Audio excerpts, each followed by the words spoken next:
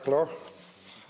Is ollam go bhfuil mé an seo rís ag impi tachtaí Dáilins an tak seo takeíocht leis an bille ochtú lasú is tríoch an munracht. Mar an fág bhfuil mé an seo ná gur hepar an ins na hiíochtaí eile agus hepar an party in Jaanán ar airgling níos mó daoine a bhela I dro seasamh ceart a thógant ar nóideachas an tíre seo. Agus impi Saoránaigh nó an deisiúirt a Saoránaigh an stáit an focail nóideacht agus an cinenne sin a chuir in san bunracht. Dhéanas agus mo chomhlachaí an tagta seán cro iarachtaí roimhe seo I 2003, I 2016 ach heparing. Ach an uair déarnach bhí níos lú vótaí caite I gcuine ar nócáid déarnach agus drámacha sin ba as fianna fáil dá agus dhéan siad san stéine.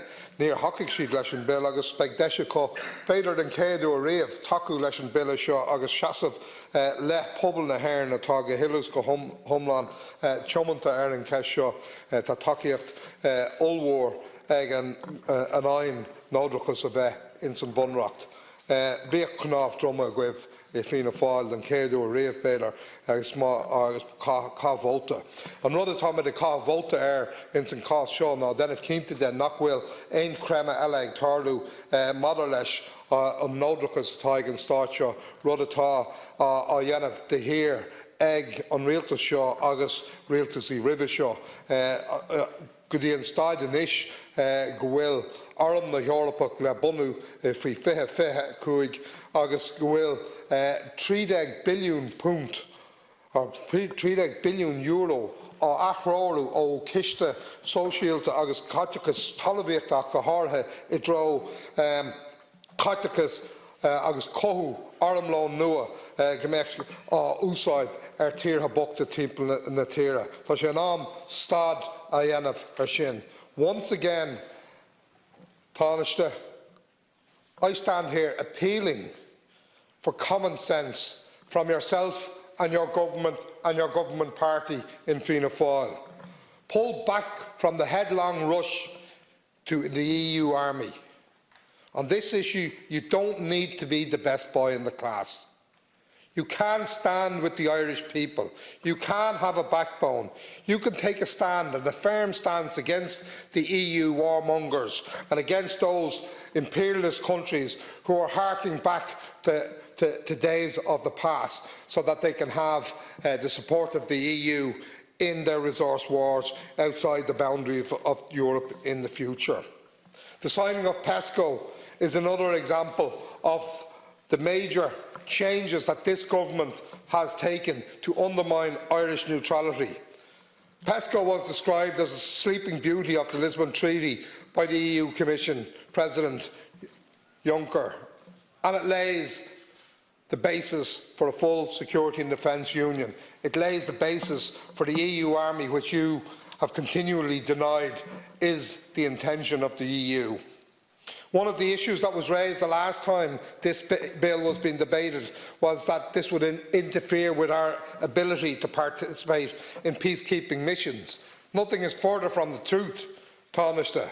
This will allow us to take part in only the peacekeeping missions which have a UN mandate and which allows a neutral country to partake in, rather than what's happening of late is that your government and the previous government have been trying to find ways to circumvent the neutrality and what's in the Constitution and what's in legislation. And all I need to refer to is the EU training mission in Mali, which is circumventing even that triple lock which the Fianna Fáil government persuaded the Irish people to back. And what it is doing is undermining our neutrality.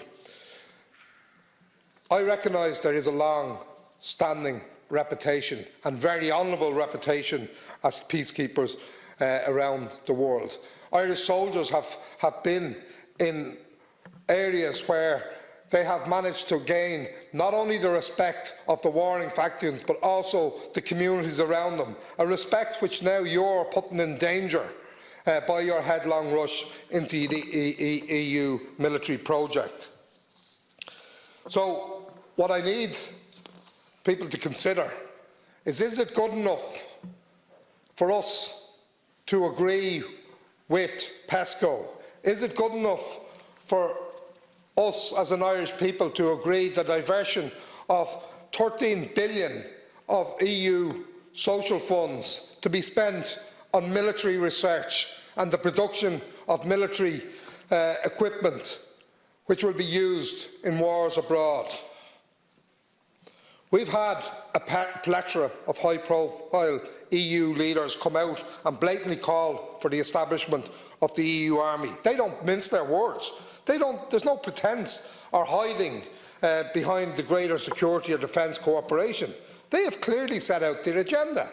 And any time I've raised this in the House, the answer I get is no, we don't support an EU army. Well, in fact, you do. Every single action since 1997 that this government has taken in the EU in relation to the security issues or in relation to defence issues has been undermining our neutrality to such an extent that it is at a stage that neutrality doesn't seem to be an issue for some of those EU leaders, where they flaunt it and where they ignore even the little protestations that you may have in the back room, because they know that you'll roll over and be a good boy, as you did in 2017 when you signed up out of sync, out of any expectation. You signed up to the PESCO project.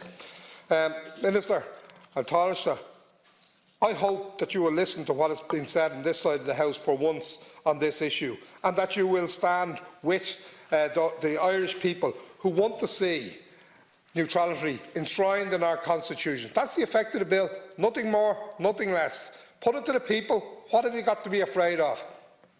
So listen, Minister, and this time vote with us.